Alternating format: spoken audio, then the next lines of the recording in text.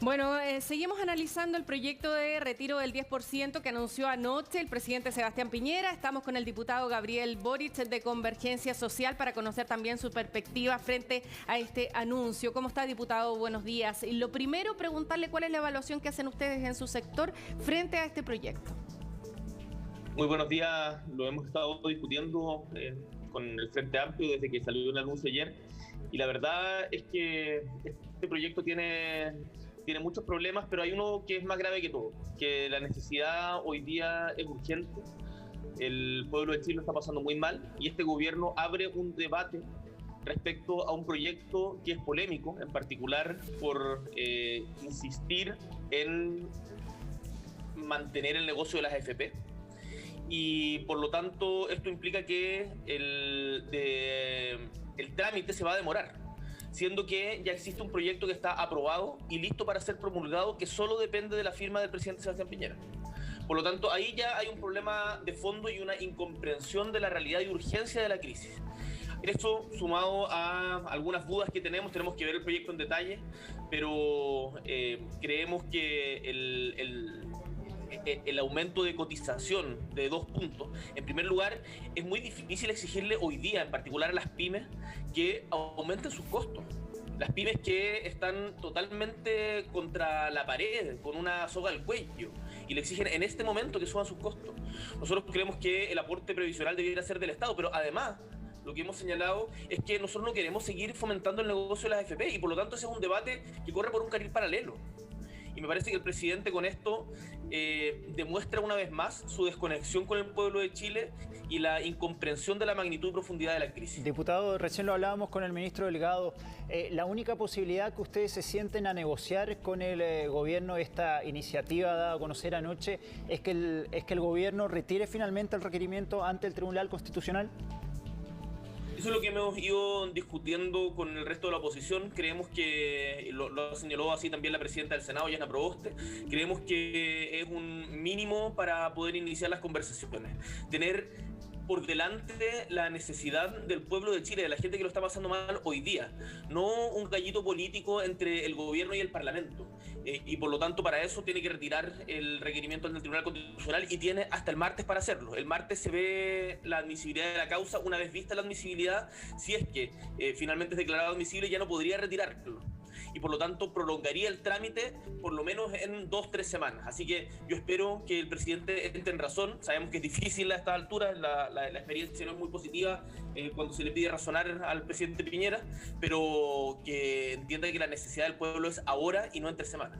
Ahora vienen entonces horas cruciales, me imagino, de aquí a mañana para hacer gestiones. ¿Existen esos puentes o están cortados absolutamente los puentes, el diálogo con el gobierno para generar alguna posibilidad de que se pudiera retirar el requerimiento ante el Tribunal Constitucional? Aunque vimos que el ministro del Interior no es muy propenso a eso, no cree que se vaya a producir eso tampoco. Son débiles, pero siempre existen. Y el deber de quienes estamos hoy día en el Parlamento es agotar todos los esfuerzos y no sencillamente tirar frases para la galería para que ganar un par de aplausos o likes. O sea, ustedes van a seguir haciendo esfuerzo durante esta jornada para tratar de convencer al gobierno de que retire el requerimiento. Vamos a seguir haciendo esfuerzos para tratar de que retire el requerimiento, de todas maneras.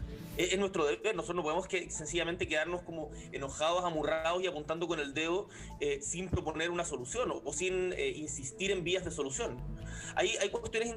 Mira, quizás lo más interesante del proyecto es la solución insuficiente, pero que es un avance que se le da a quienes han perdido o a quienes ya no tienen ningún tipo de fondo en sus cuentas individuales.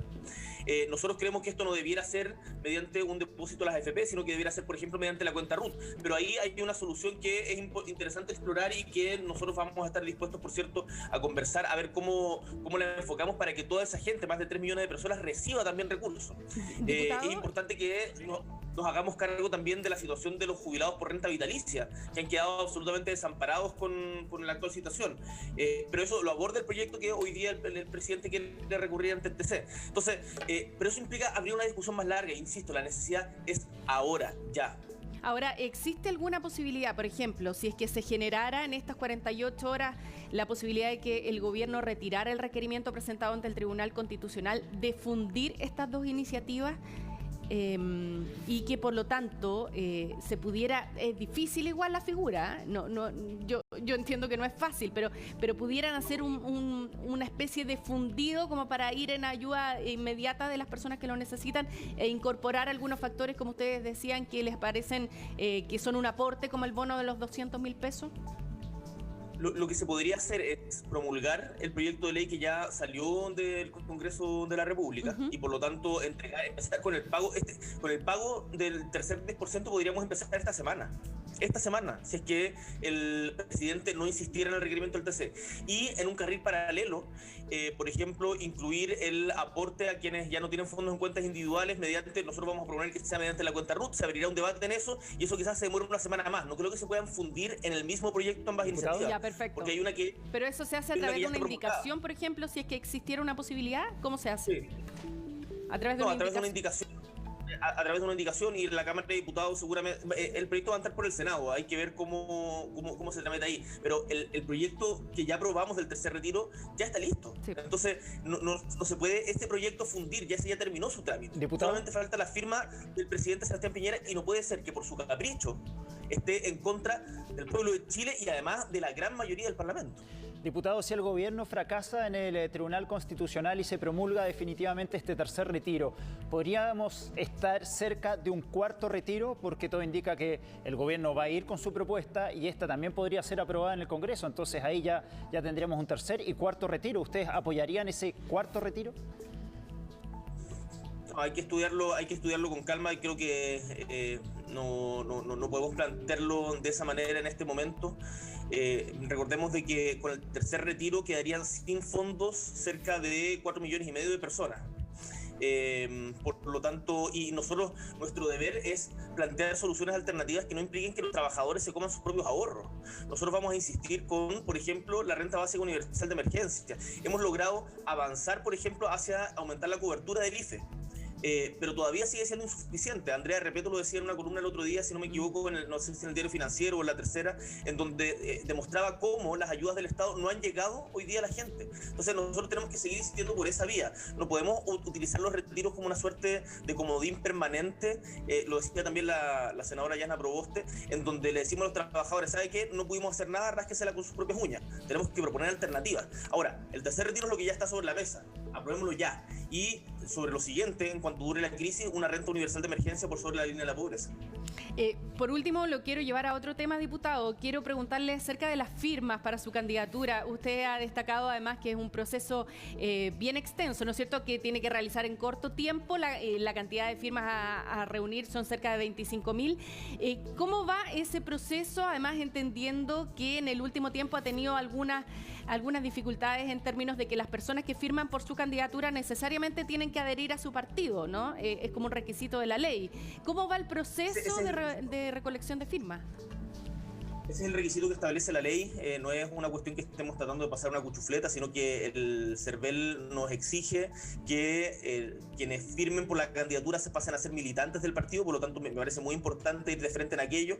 Efectivamente la situación es complicada porque tenemos que juntar 25.000 firmas en un contexto en donde no podemos salir a la calle a conversar con la gente y por lo tanto la única manera de hacerlo es vía clave única.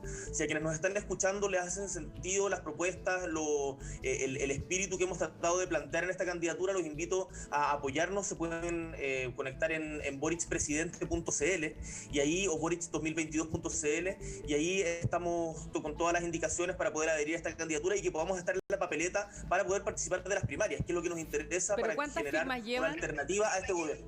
¿Y cuántas firmas llevan? Llevamos del orden de las 12.500 firmas, porque tienen que ser en total 34.000. En total 34.000. Llevamos del orden de las 12.500, más o menos. Diputado Boric, gracias por estar con nosotros esta mañana y vamos a estar muy atentos a las negociaciones que se van a dar hoy en el Congreso. Gracias.